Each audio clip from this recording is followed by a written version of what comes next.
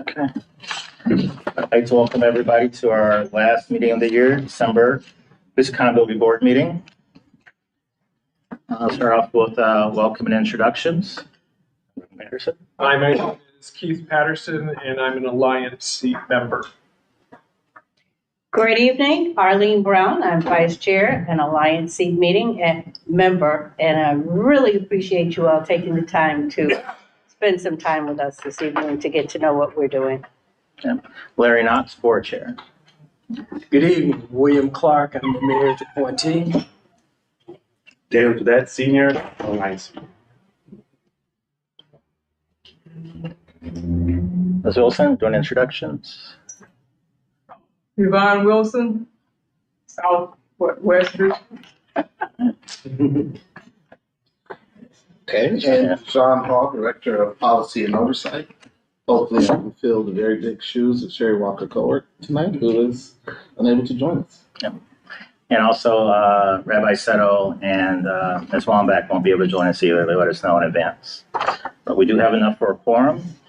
First order of business is approval of the meeting minutes, which were emailed out a couple times. Give everybody a minute to review them. Let me know if there's any changes or omissions.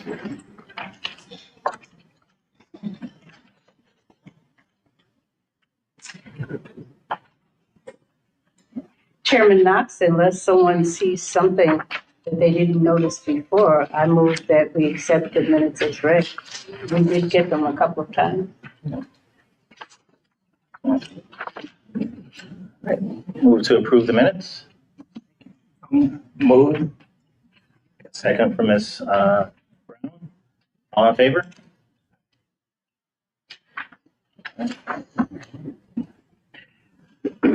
First point of our agenda, staff report. Okay. So we have received a total of 5 proposals in response to the RFP for the Executive Director search firm. The search committee will be meeting tomorrow to review, and we are hoping that we will select a firm by the 15th of this month. Additionally, hiring processes for positions in our case management, operations, and public affairs team are ongoing. Fortunately, many of the posted positions have recently closed, and soon we'll be moving to the interview stages if we have not already.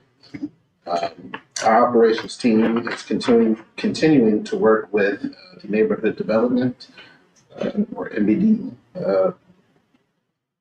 team, the real estate division, and law department to secure a future office space for the PAB. Regarding training for the staff, our operations team will also be working with Captain Sweatman over at RPD on a proposal for future charter mandated staff training for spring 2024. Additionally, we are working with CypherWorks to digitize those charter mandated trainings. The National Association for Civilian Oversight of Law Enforcement, or NACO, has built a comprehensive training program for you all on the board, and this training will take place early next year. Additionally, 7 members of the PAB recently graduated from the RPD Citizens Police Academy training program, some of which are here, including Director of Investigation and Case Management, and one of our investigators, and we want to take a second to congratulate them. Yes, definitely. Last time we all met, the board voted on and approved the right to know proposal for change. I'm happy to report that we have transmitted the final version of that document to the City Council and Chief Smith, thus beginning the 30-day period during which Chief Smith is expected to formulate and reply to the recommendations. We submitted on the 27th, and we're hoping for a reply by the 27th of this month. Our Public Affairs and Community Engagement team we'll be reaching out to organizations we work with while seeking public input on the right to know, and they will be asking for letters of support, which we are hoping to share with the City Council to advocate for the passage of the legislative piece of that proposal for change. And then lastly, the Public Affairs team is also working hard to create our fall edition of the PAB's newsletter, which anyone can receive by going to rockpab.org/blog and signing up to receive our newsletters. Again, that's rlcpab.org/BLOG. And budget season is upon us, and currently our operations division is working diligently to build out our 2024-2025 budget. Thank you. Cool. Thanks. Are we going to have the individual departments, are they doing? I think we have one, and that'll be from the Director of Investigations, Okay. Elizabeth Belcher. Elizabeth?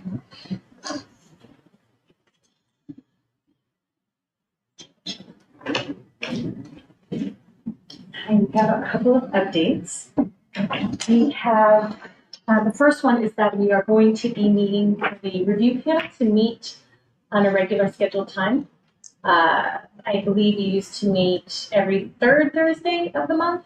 So if that still works, we'll put you down for that going forward. As you know, we have a lot of cases that we're closing. We have 3 on the schedule for this month's panel review, and it looks like we'll be having at least 3 for next month. So rather than trying to put together something, we would just like to have it on a regular scheduled time. So we're going to do the third Thursday at 6 p.m. like it used to be, but if that doesn't work, please let us know. Unfortunately, the rabbi's not here, but I'll send her an email. The other update is that we have developed 2 different forms for officer interviews. One is more of an option to provide us with a statement or agree to be interviewed, and it's for due process. It's because we really are interested in hearing their side of the story, and we think that it's fair. It would be good to develop relationships with RPD and allow them a space, at least to have the option to tell their side of the story. We submitted our first batch, and again, they're optional, so they don't have to come. City Legal responded that they will not be coming, which is fine. Unfortunately, the language in that email referenced our inability to issue disciplinary recommendations and has nothing to do with interviews. Interviews are solely for the purpose of investigatory work. They're not for disciplinary purposes. So that was a little concerning. We also have a second interview form, which is a compel. We compel the officer to be interviewed.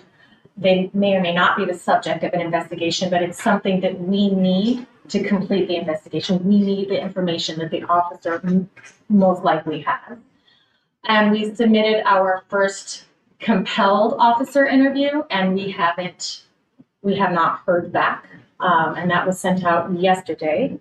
And we can discuss that further in the executive session if you'd like.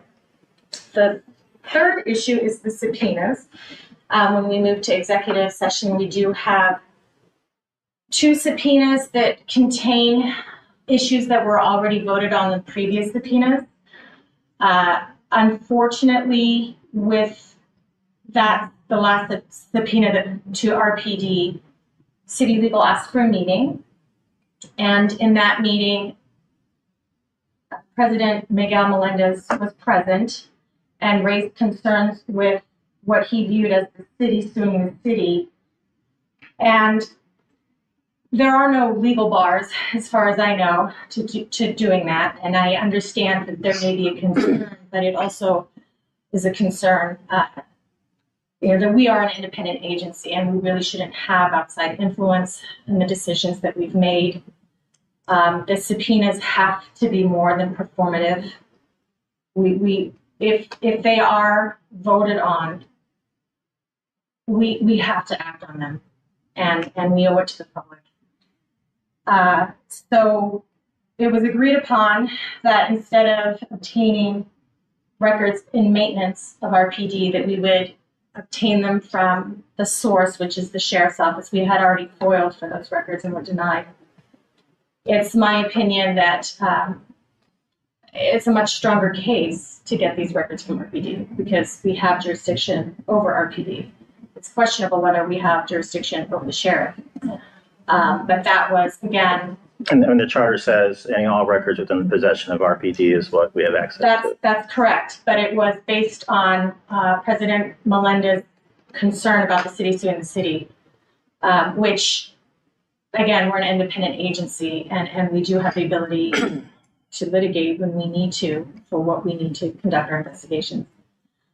The other issue was IT. We basically just asked for like emails and correspondence, and city legal said, you know, IT actually houses these, just send city legal an email and we can get it for you from IT. So we did that. We removed that also from we withdrew that part from the subpoena. And we let city legal know this is what we want, and we haven't heard a response. We don't expect to receive the information that soon, but I did at least expect to receive an acknowledgement that I had sent the email, and that hasn't happened. And the third issue was probably the lowest hanging fruit. It was the disciplinary records and personnel files. That city legal offered to discuss with the chief to see what we could get beyond what is already publicly facing on the disciplinary portal. And that would be that discussion, and what they would provide to us, if anything, was going to be done on or before the 20th. A few days later, our PD dropped in our SharePoint 2 files, 2 disciplinary records. One was 7 years old and one was 6 years old. And both are already available on the public-facing disciplinary portal.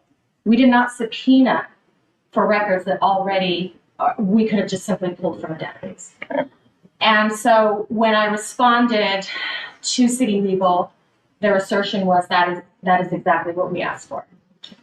So we are going to just simply refile that as more of a single issue subpoena, and we let them know we would do that. But I have been asked to wait until the 20th to file it.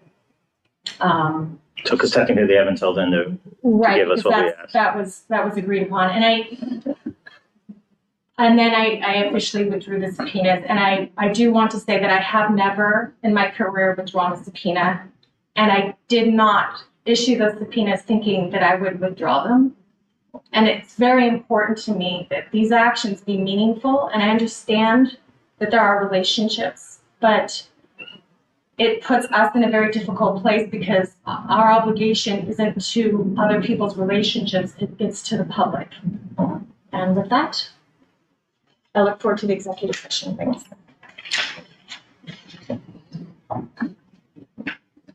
Actually, before you go, does anybody have questions? That we can't, I did have a question. I'm they sorry. may be executive section questions, but we should, if there are things that you can answer in open. No, it's basically, you said that Menendez said that by you issuing the subpoena, that it was city against city? Well, if we had filed a motion to compel the subpoena. So filing a subpoena is the first step. And if RPD doesn't respond to the subpoena, the next step would be to file a motion to compel, and that would be litigation. But city legal already stated that they would file a motion to quash. So in reality, we wouldn't really be filing a motion to compel. They would file a motion to quash before the information was due. So we would simply respond to that. And you withdrew the subpoena because of that? I withdrew the subpoena because it was my understanding that A, that was President Melendez's wish, B, that we would be at least obtaining disciplinary records, retraining records, and personnel files that were not already publicly available. And C, we would obtain discussions or emails or texts on work phones, work emails through IT. That is why I withdrew it. I think there were assertions made that didn't come true from a meeting without getting, I don't want to say too much. So there's, certain part of the trustworthy relationship is us talking and trying to figure things out without having always use our legal powers. But if that doesn't work, we have to go back sometimes and do that. I understand that. And we can talk more in executive session, but yeah. Okay, no, I understand that part. I'm trying to get it, I guess, wrap my mind around it, that was Menendez, that's his name? Yeah, the president, council. Okay, he's the president of the city council. So I guess, does he have authority over us? I just want to know. I mean, he doesn't, we're an independent agency. We're housed underneath city council, but he can't direct the actions, independently of what we decide to do. They fund us and then we do what at the direction of the staff and the board. So there isn't anything he can direct us to do or not to do. I guess my question is, because he said it, we have to do it. No. Okay, that's the point I'm trying to get across. Okay. So, so because I'm new here, but it seems like this has been going on for a long, long time. Okay, and to me, it's time for the city, the mayor, the council people, whoever it is, to step up to the plate and do what they're supposed to do, because the game, I'm just me. The games need to stop. We're not here to play games. We're here to try to do what we're supposed to do. Okay? And I'm just saying, and I hope all y'all hear this. Yvonne Wilson, and I'm fed up with it. We need to, there's too much stuff going on right now in Rochester, New York, for us to be playing games with the system. We need to do what we need to do. And we're not enemies of the police department. They're not enemies of us. We're supposed to work together. So therefore, we need to do what we need to do to get this city in order. So that's all I got to say.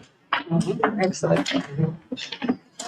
No disagreements with that. Thanks, Yvonne. I'm just saying, I can't, Yeah.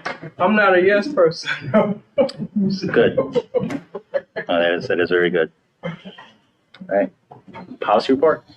We are all set. Okay. All right. All right, next on any other questions for Elizabeth? All right. Next is Chair's report. We'll talk a little bit more new business about the NACO conference, but I was very happy that we had staff and board members able to attend the NACO conference. We'll talk a little bit more about that, Arlene and I, from our perspectives in the new business. I will say one thing off that I'll talk more about it in the chair's report, but we talked with a lot of other, and staff did also with a lot of other people that are doing accountability work across the nation.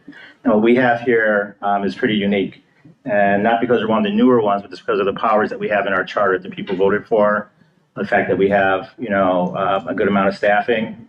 And I just, want people to realize that vote that was taken to empower us, not many people in the country, and we talked to them, we're able to have what we have. And it's pretty important with that charter that we have that we enforce and use what's in there, because there's all other people that are far from having any of the things that we have in that charter. And so a lot of things that we got out of that conference, but just talking to folks, that was one of the things with some of the problems they were having, as in they were very basic from, a lot more basic than the ones that we're having. They weren't able to even to get into the door literally with some of their accountability work.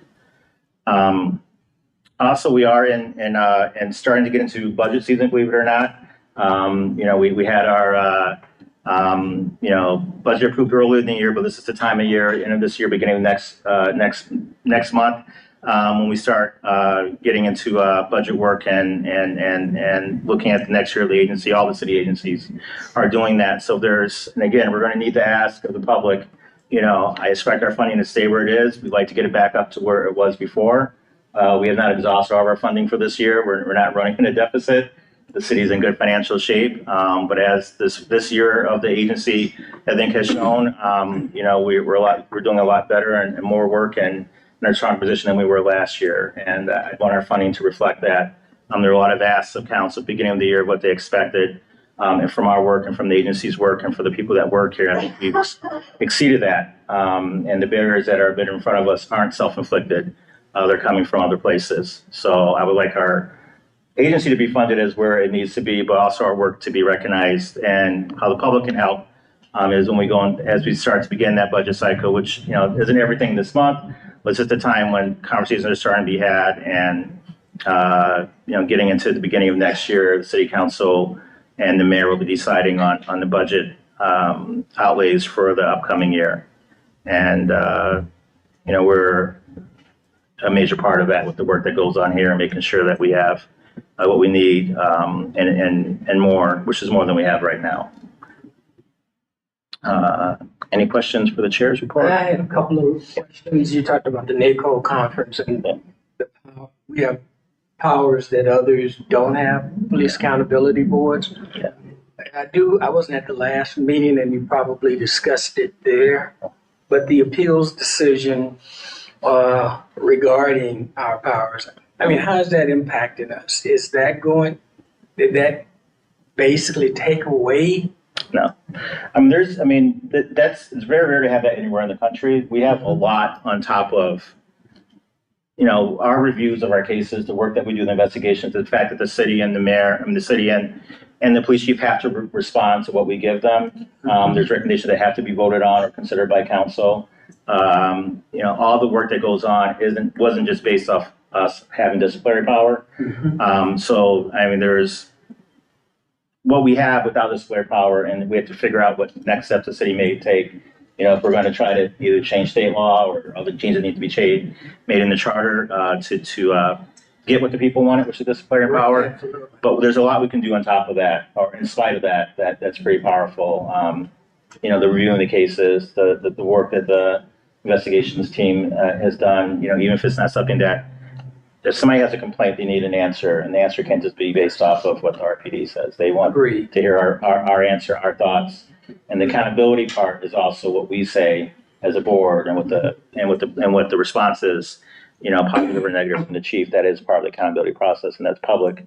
When in the past it wouldn't have been, and also the team, what the policy team does with having to get responses back from and input from RPD and other allies, allies and other partners. Yeah.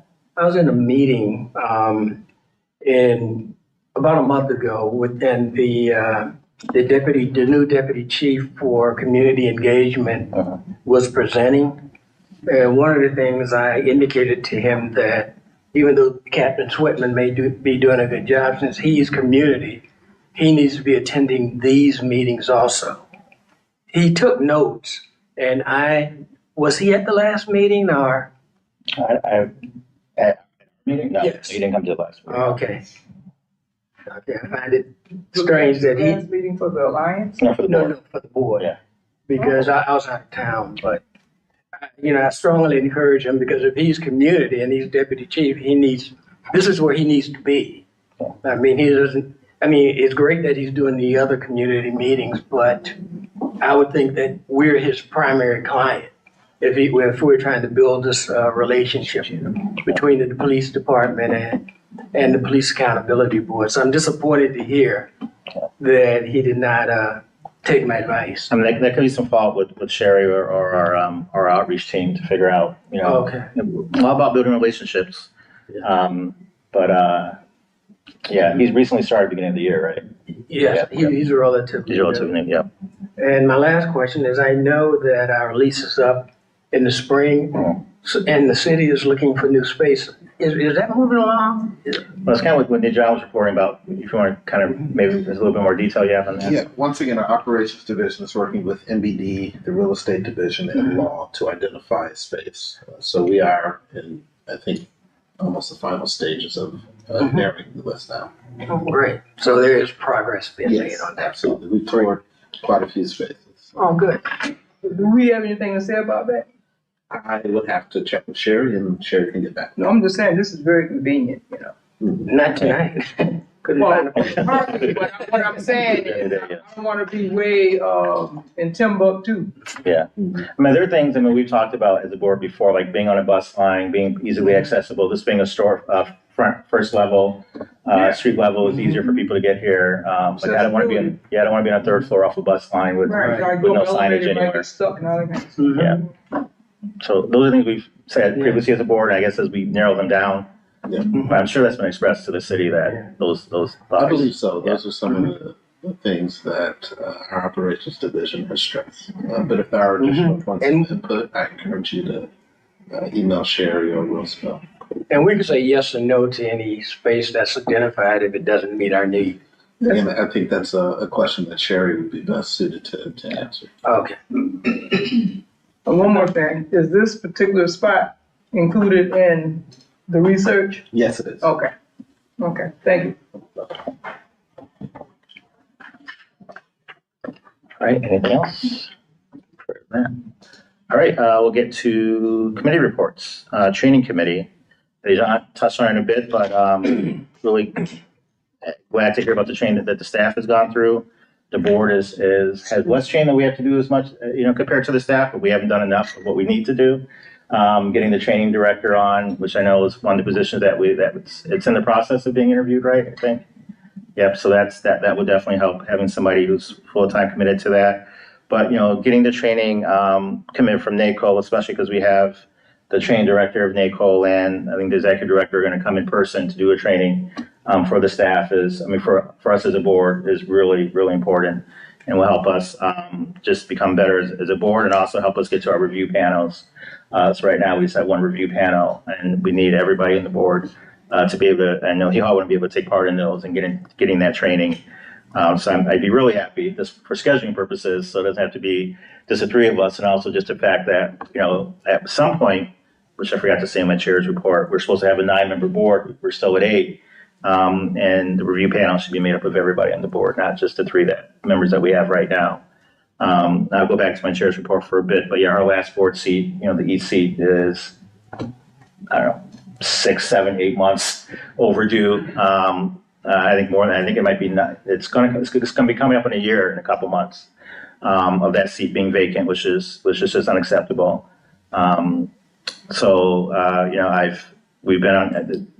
talked to the president of council about this. I've talked to individual council members. I know there's at least one application that has gone in. I'm not sure if there's others, but and they've told me they're working through their process, which is taking way too long. So again, this is another opportunity that we can't force them to fill that seat. But if you're on, on a community and you want to see that seat filled, encourage you reaching out to your council members. Mayor Lupien's a council member for the East District. Any of the other council members that can vote, they all would be voting on that spot once the interviews happen. But the charter says it's be done within, I think it's 90 days, either 60 or 90 days of a vacancy of a vote or that seat being filled, and we're way past that. It's taken increasingly. Other seats have been filled within the time frame. Majority have not, and this one has, I think, been the longest opening we've had. And the folks in the East District deserve representation, and we need a full board.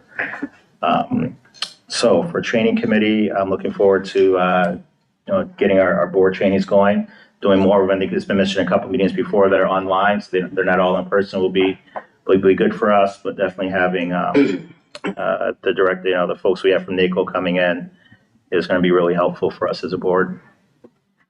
Search committee. Sure. John touched on it earlier, but Gerard, Keith, and myself, we had a meeting and we finalized the RFP that was sent to the city. The city did issue the RFP, and we've had 5 responses so far. And at least one of the responses is from a local search firm. We're meeting tomorrow, and you're aware that we're all meeting tomorrow at 2 p.m. to review those responses to our RFP, and we really need to, we set December 15th as a deadline for selecting the search firm to move ahead with the search. So it's moving along well. And we're looking forward to tomorrow at 2 p.m. so that we can begin to finalize which firm we will be selecting to perform the search for us. And this is a search for the firm that's going to search for the CEO. This is the firm that's going to find the CEO. Yes. Yeah. Okay. Yeah. It just seems like everything everywhere. It's a whole lot of red tape. No, it's not red tape. No, it is red tape. I'm not talking about, what I'm saying is everything has to be done. You got a search team to find a search team. And you got another search team to find the CEO. I brought this up before. Well, that's one extra search team. There's a search team to find the search team. Huh? Well, there was 3 board members put together a proposal that the city put out, and we got 5 firms. So we picked one of those 5 firms to find the CEO. Right. So there's no other level. And then one of that firm will have to search for a CEO. So it's 3. I'm some kind of simple and straightforward. I gotta understand the dynamics. Well, part of it is, this is kind of, we're working in bureaucracy. Unfortunately, we have to, since it's taxpayer money, we have to give a bunch of people an opportunity. We can't just pick a firm on our own. We have to put it out and say, anybody that's interested, put your application in. And then everybody that puts an application in because we have to give everybody a chance that fits the qualifications. Then we pick from those applications that came in. So it's not like we can say, I know a good firm, we're gonna hire them. Since it's taxpayer dollars, we have to give, anybody who fits the criteria an opportunity to apply. And there's a criteria that we go by in selecting the firm. The city actually has a sheet. Oh, the city has a sheet. Well, I'm it's just an saying. appropriate sheet that has very different priorities that the firms need to meet. Okay. And basically, we're not really looking for the cheapest firm. We're looking for the one that's best qualified and that has experience in selecting CEOs for PABs and related type organizations. No, I get that. So Okay. then the search is going to be all over the United States, all over the world to get somebody to come in and see. We prefer regional, but is that one of if the someone, criteria? that's one of the things that we put in, that regional is a preference. Okay. But if someone comes from another area that has a host of experience, we're definitely not gonna turn it down. We will interview those candidates. Okay. Okay. Because to me, experience don't mean nothing if you don't have the heart, Absolutely. passion of where you Let's back up sit. That's why we're gonna do the interviews to make sure. And they're not gonna recommend one person that we take. We're gonna be part of the process. Once the firm is picked, we as a board, the community, the staff, will all talk with that firm and say, this is what we want you to look for. These are the kind of person we want. These are the kind of there's a whole process the firm goes through before they start getting names and interviews. Then as we get to finalists, there's a whole nother process. So they're not doing this independently of us. They're kind of doing a lot of the work. Yeah. And we have input all throughout that process. And we don't have a deadline, right? Because this could take Now, there is a a deadline. couple of years. No. It's like a matter of months. Yeah. Because Sherry has already told us that she's not going to stay. So her temporary time is temporary. And I'm sure that you would have, and we had thought about it also, that the board itself picked the person. However, those members that were here during the first process, it was so brutal. And the fact that many of us, there are a lot of things that we don't know about selecting the CEO for this agency for the work that has to be done, which is why we've chosen to do it the professional. Let the search team find somebody for us. Well, find candidates. Find the candidates, and then we don't have to pour through all of the material that comes in. We can, but we don't have to read all the resumes. They're going to weed some of that out for us, because as volunteers, we don't all have the time to do and give to that the work that needs to be done. The professional experience, the things that they look for, things that we, as you indicated, don't have time. The criminal background checks, all different No, types of background I checks. hear and I comprehend. Mhm. I just got my own, reservations about the process. So we can move on to something else. No, if you got reservations, I would really rather address your reservation because I really don't understand We can do your that. reservation. What you call it? Oh, no, not really. No. We should discuss it here.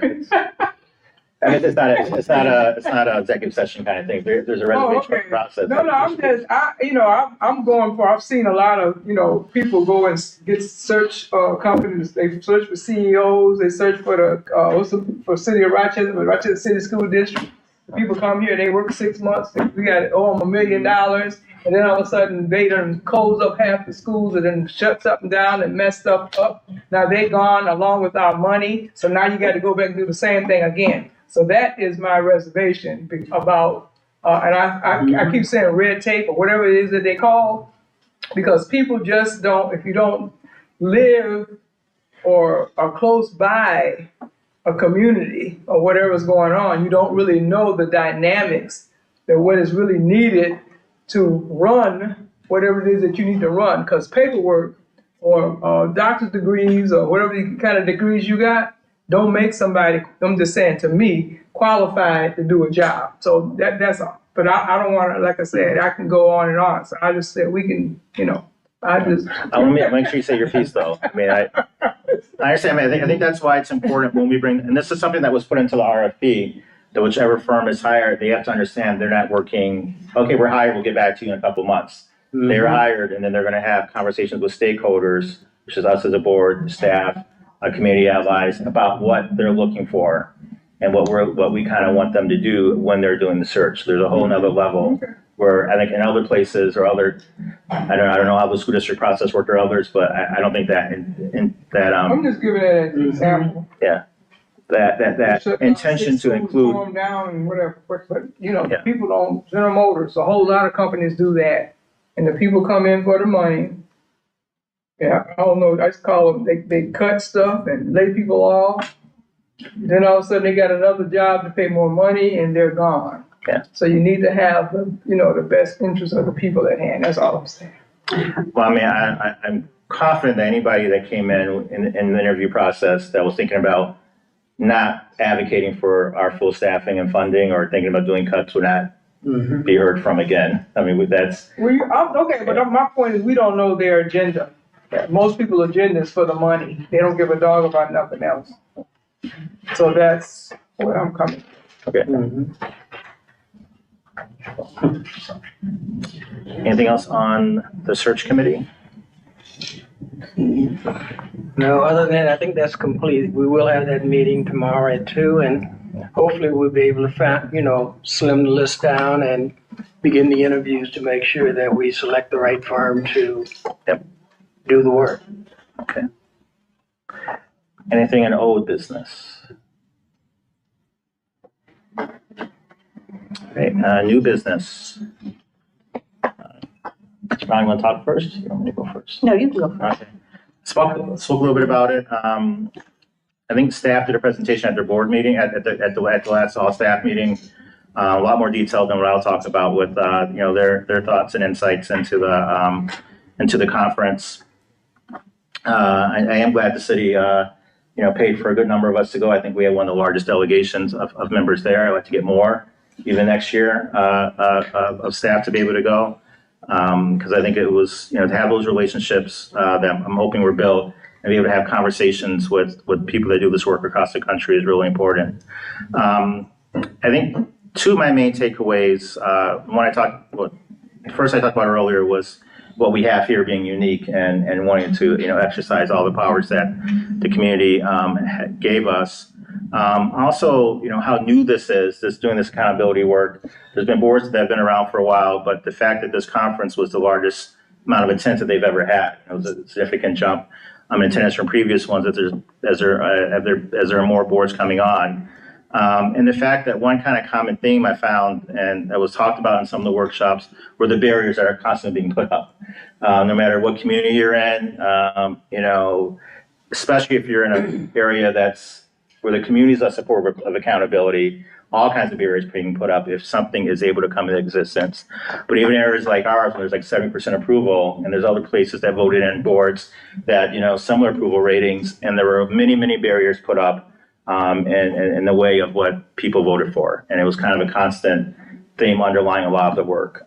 Some of it is personal barriers, some of it's just a political barrier. A lot of it was legal barriers being put up by other places in government or other agencies or other law enforcement or law enforcement itself, and sometimes unions, which obviously was what happened with our lawsuit here.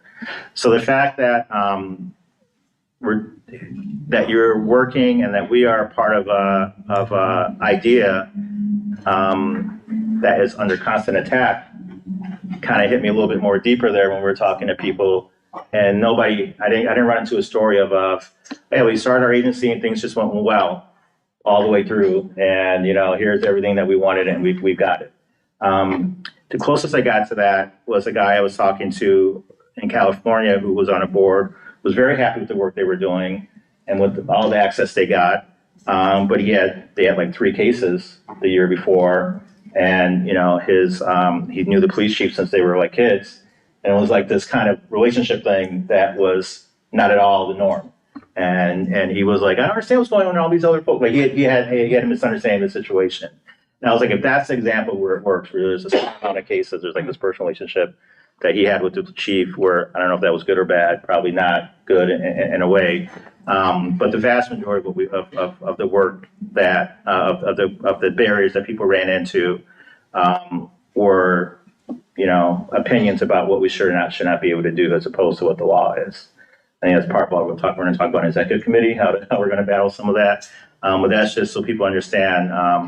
There's a lot of good and a lot of information that I got out of that, but that was kind of an unfortunate common thread. And the fact that another thing that I picked up on, some places have different levels of accountability with different boards and agencies. I mean, Chicago, one example, has a lot of different accountabilities. Maybe a little too much, but of different agencies kind of overseeing or interacting with each other, that maybe wasn't as clear as it needed to be, although they were a host and they are doing good work there. We are the ones doing this. There's no other accountability agency in our community. It's very clear that this is a place where it's happening. This board, our staff are the ones who are going to be doing this work in the community, and I'm glad there's an extra focus on us as our work, but it's also a clarity and what the people voted for and what we need to do. I will say the speakers, the workshops, there was some law enforcement there even there that were speaking. A lot of good information. There's a lot of processes that have been proven that work in accountability. So it's not as much of a fact of does this work? It's a matter of letting it happen and letting accountability happen where it's fair for the officer, fair for the community, and most importantly, fair for the person who hasn't complained. This isn't work that is as mystical as maybe it was 40, 50, 60 years ago when this didn't exist. It's just letting what's been proven happen and letting the work happen of the staff and the agencies that are doing this work. And there's a lot of examples of what could happen if that happens, if that's allowed to happen at this conference. So, yeah. Yes, along with that, it was really awesome to have approximately 450 people who have the same mindset that, we're here for accountability, we're here to support one another and to share the information. There's one of the things I walked away with, a whole lot I don't know. But NACO, everything is on the website. And people are willing to share their information to help you do what it is you need to do and do that freely. I was very surprised at the number of police officers or former police officers that I ran into who are on accountability boards. I'm not sure they are the best persons to have seated on boards. As I shared or had a long discussion with one of the gentlemen from Detroit, and he was saying, yes, I'm a former police officer, I'm now on the board. You want to change how policing is done, and you have to do it with, start at the top with the chief and work down. Well, if he was one that worked his way up through the ranks, nothing is going to change because the mindset is already there. And one of the things that I brought up, we can legislate, we can put all kinds of things on the board, but if we don't begin to change the hearts, minds, and how people think about policing in the community, why is it that it's so brutal? Why do we do the things? Because you can't change the what until you understand the why. What's the process and how do we work together? We all want the same thing.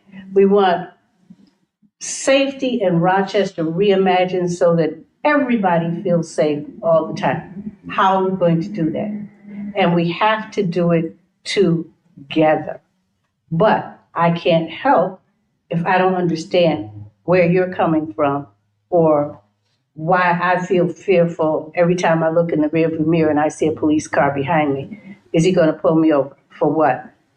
Is he going to and how we need to work on me as a member of the community. There may be other community members like me who are a bit prejudiced about some things because of some past experiences.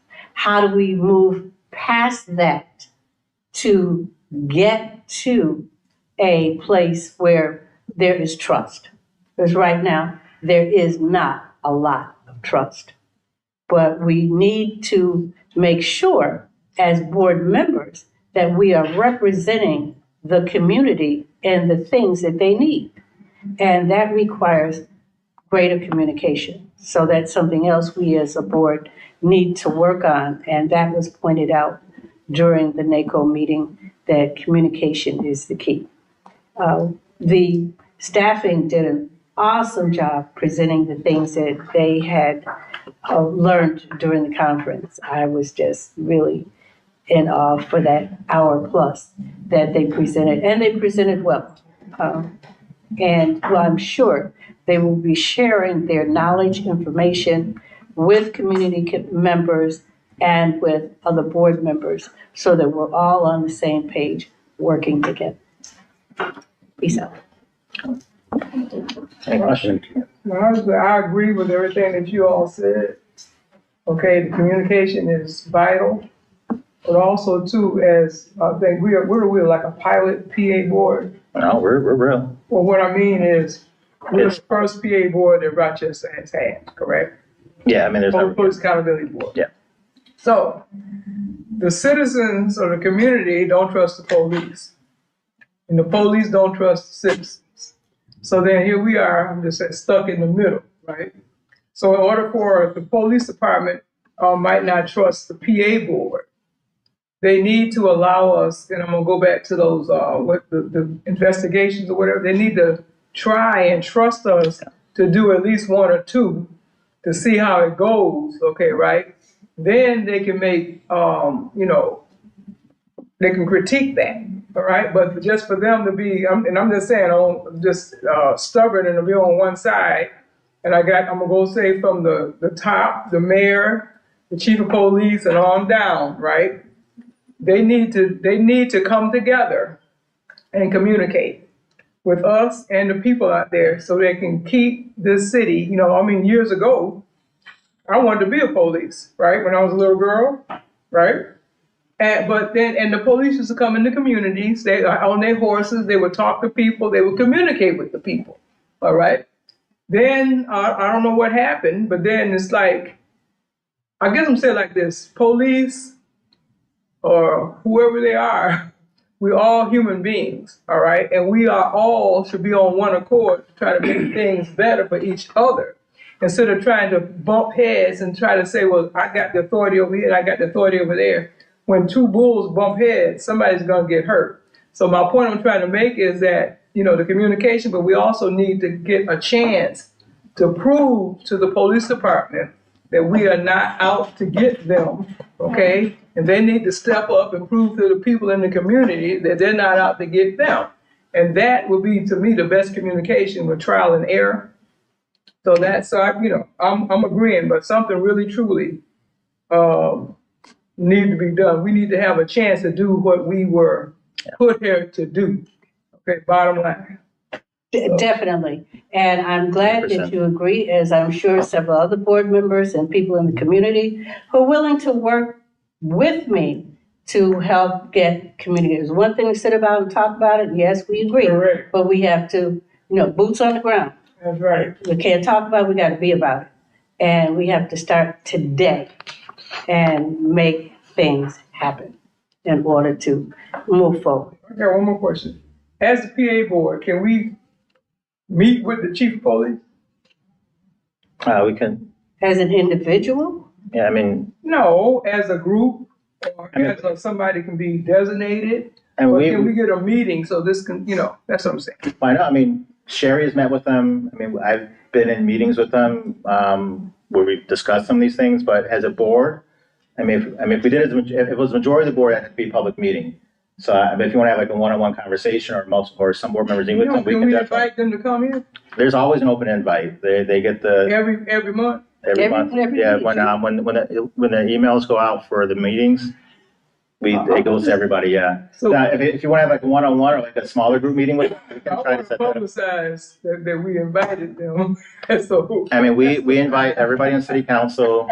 the Locust Club, the police chief, they're all invited to attend these Okay. meetings. All right. So it's not, I'm just saying, they need to step up to the plate, like you say boots on the what? Boots on the ground, yeah. Boots on the ground, that's what Yeah. they need to do. Okay, if they're supposed to protect the people, okay, of Rochester, New York, and Monroe County. So we need to get some type of understanding.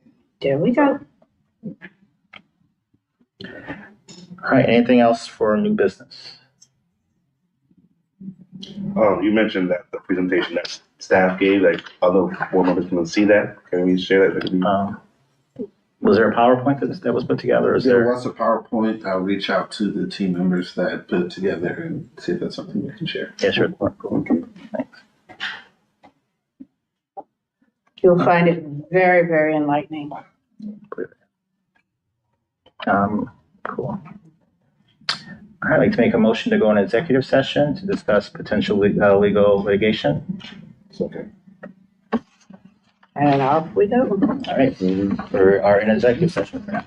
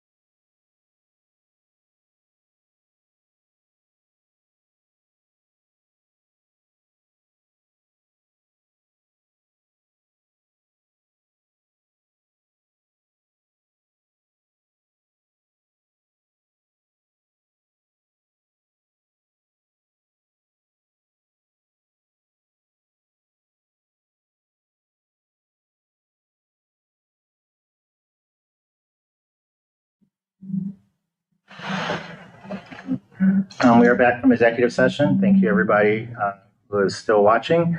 We did take one vote on an executive session in regards to a legal matter. The board did vote unanimously in regards to taking that action. Motion to adjourn? Second. All in favor?